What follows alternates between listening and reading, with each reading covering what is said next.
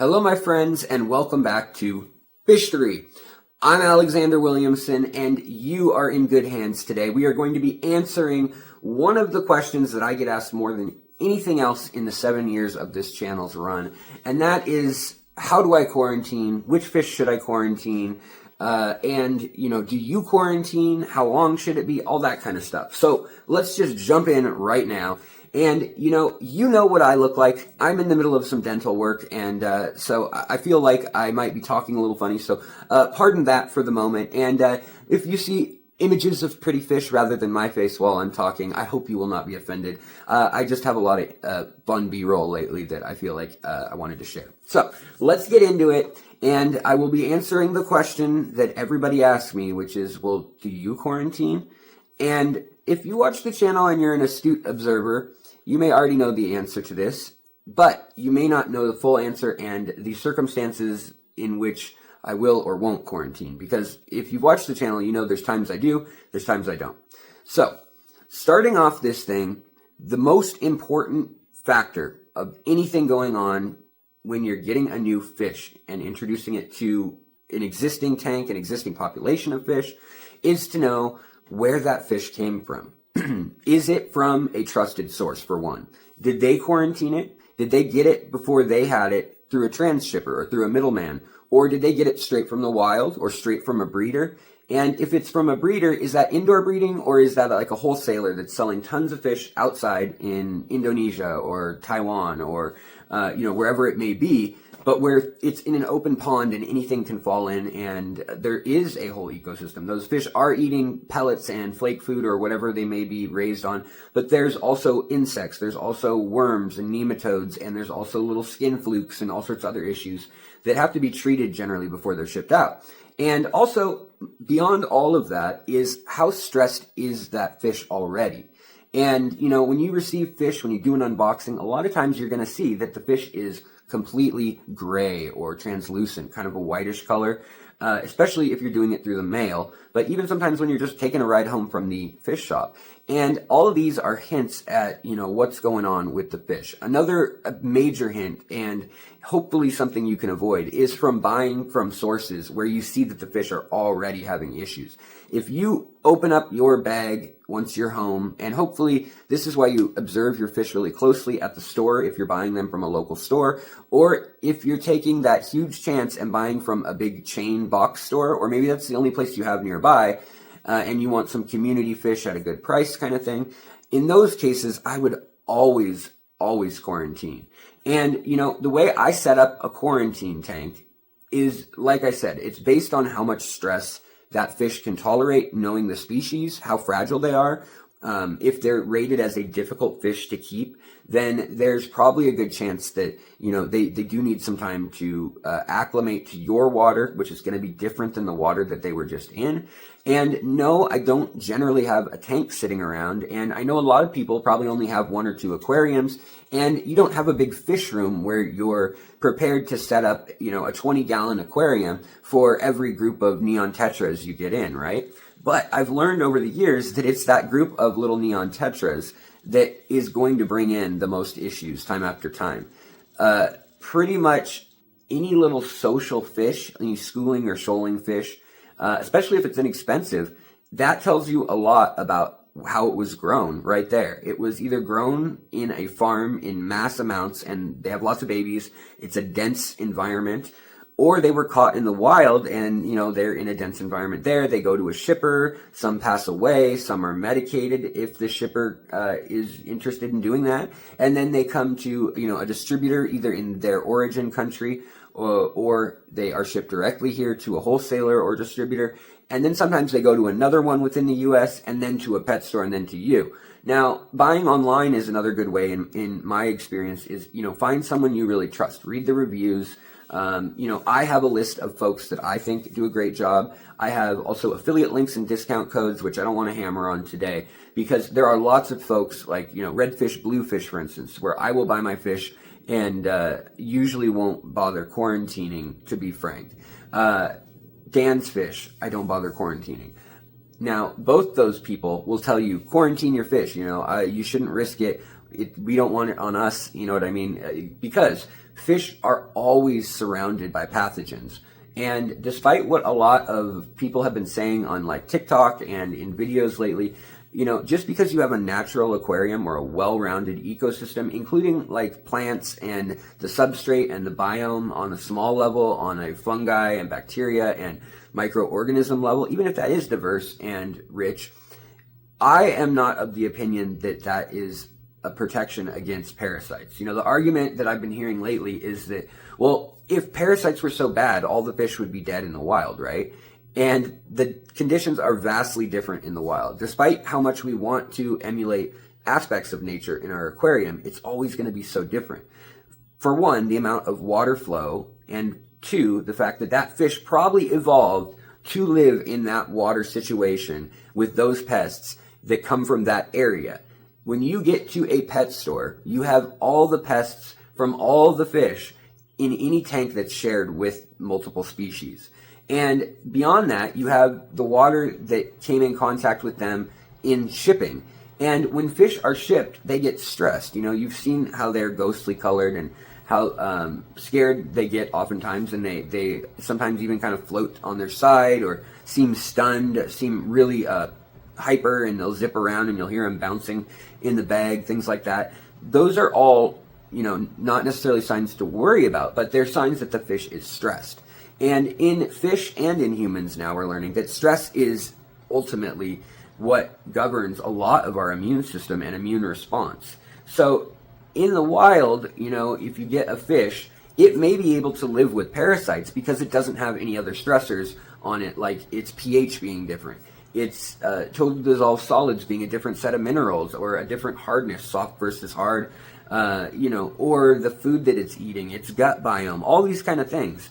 And, now they're understanding that, especially in like catfish or algae eating fish, a lot of times it is in their stomach that you need to worry about how they process nutrients. A lot of times you'll get a fish and it'll look healthy when you get it, and it'll just waste away. You can't get it to really put on weight, or you can get it to get kind of a pot belly, but over time it just starts kind of looking sunken in, or its belly looks sunken in, and you don't really know what the sickness is, but it just gets withered away over time. And a lot of times they call it, a wasting disease or a live bearer disease or a tetra disease or whatever it may be, a Cori disease. But in the end, they're now realizing a lot of this is gut biome. And so acclimating their slime coat, so what they're physically touching in the tank, and acclimating their gut biome is important. So what I like to do, it's not expensive, is you just get a Rubbermaid tote or even a Home Depot, like, $2.99, even if it's $5, right? Get a bucket, 5-gallon bucket, siphon out some clean, open water. Don't suck up all the junk from the bottom right away or anything, but just suck up some water from the tank that they're going into. Put an air stone in that bucket and make sure it's the same temperature as the tank that they're going into. Whether that means you're adding a heater into the bucket, or whether that means that you are in the same room temperature and it's, in the 70s or whatnot. All of this can help acclimate the fish. Now, the other thing I like to do is, if it is a catfish or something like that, I will not feed them for a few days. I will fast them, and I will put wood in with them, or I will put some plants from the other tank that they're about to go into. And that way it's exposing them to some of those diseases, some of those minor parasites and little nematodes and little stuff we can't see with the eye right away, but they can, express itself as an infection. Because a lot of times people say that every aquarium has things like ick floating around in it. And to some degree that's probably true, because, even us humans on our skin, very frequently when they do random swabs of your skin or human skin, they'll come up with, strep or staph bacterial infections that are living on our skin and not causing any problems, because we don't have a break in the skin. We have that layer, that membrane. And a fish's slime coat is very similar. And so getting a fish to readjust and actually eat some of that biofilm off a plant or off of, the glass in its new tank eventually, any of that is really helpful. So taking some of the decor that has algae or a biofilm on it, whether that's the wood or the rocks or whatever, from the tank they're going into, and then putting a couple of those things in a bucket or into a waiting aquarium, that's the way I like to do it. I don't necessarily cycle up a whole new tank every time. Now, if I get in a whole bunch of fish, I will take filter media from an existing tank that they're going to go into. Ideally, I will put that filter media on a filter that I have an extra like hang off the back or something, and I will put that in the tank, on the tank, or Rubbermaid tote even, you know, if you want to do it cheap and so that you can pack it up later and not permanently hold it there. I will quarantine anything wild caught that hangs out at the bottom or that is a scavenger, so the catfish, puffers, loaches, things like that. They're notorious for just having worms and things that are really hard to knock out. And so I use levamisole, which is a heavy-duty dewormer, and praziquantel is another one that I will usually have on hand for the little small-sized stuff we can't see. So the microorganism scale stuff, like skin flukes or little ick issues. You know, it's not going to cure ick specifically. So I also will have Ick X or something with malachite green or Victoria green, or, you know, one of those dyes.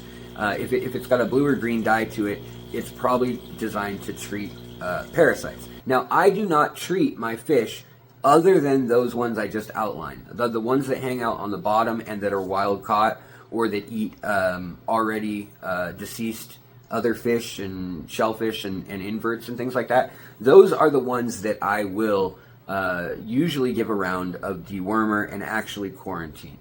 Beyond all that, though, I will quarantine a lot of things like Danios or Tetras. I will instead spend the money up front and not go to Petco or PetSmart or anywhere like that and risk playing Russian roulette with the chance of something going wrong in a tank, because all my tanks pretty much are planted.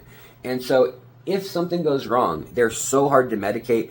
Is that medication going to work and get to the fish even? Is it going to kill the plants? Is it going to wreck the microorganisms and the balance that's going in that aquarium? There's just so much on the line that I want to deal with that outside of the tank rather than in the tank. But I also trust the sources that I get things from. You know, I have kind of a tiered system where I will look and I will hold the fish aside sometimes in a net or I'll get them fresh water, change the water out. Don't want them in the water they were traveling in or packaged in. But I will just observe them and not medicate them or anything if they're not those fish I talked about. And I will just watch them for a week or 3 or 4 days. And if I got them locally from a trusted shop, or I got them from Dan's Fish or the Wet Spot or Redfish Bluefish, or any number of places, Aquatic Arts that I tend to trust, doing that, I've had very few issues. Now, a few times that I have had issues, it's been catastrophic. Watch my video of when I got Vibrio from a snail that a pleco ate, and how that became basically a flesh-eating bacteria that took out several tanks because just the net being used on more than one tank infected the next tank, and it all happened within 24 hours, just hundreds and hundreds of dollars worth and years of work keeping these plecos just died right before my eyes. A terrible death. But for the most part, I have trusted and never had any problems with the people I just mentioned. Anybody in the description, I just haven't had any issues with that are bigger than maybe ick, which is generally from stress. I generally turn up the heat a little bit in the community tank, which is something I can treat or at least speed up. And then if you get the fish feeling healthy and you keep that stress level down, its color's returning, you have parameters that are what the fish either grew up in or was raised in, and you research that, you ask that, or they're the parameters that wild fish comes from, then you don't have to worry about that stuff. Just like we don't worry about all the infections and things that cannot happen just from a minor paper cut. Your fish shouldn't worry about ick and things like that unless it's already stressed on a lot of different levels.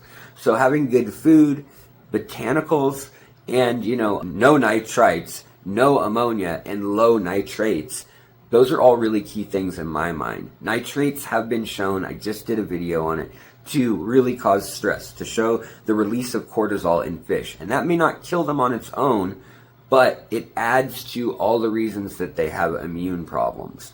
So overall, do I quarantine all my fish? No. I spend more money up front to buy fish from a quality source. I do research, I look at reviews. I don't just look at one review source, I talk to actual people that have used that service. You should too, you shouldn't trust me.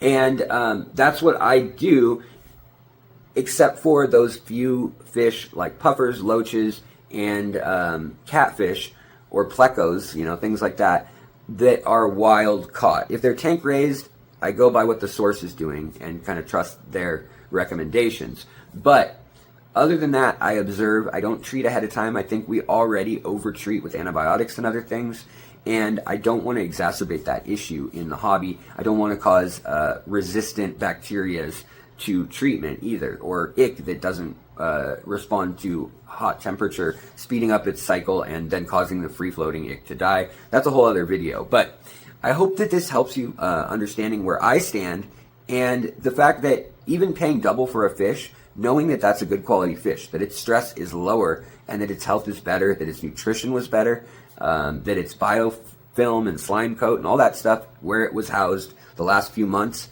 is healthy. To me, that's worth so much, because I've lost literally thousands of dollars from a tank of plecos, for instance, rare plecos, falling ill. Even when you quarantine, sometimes things can get through.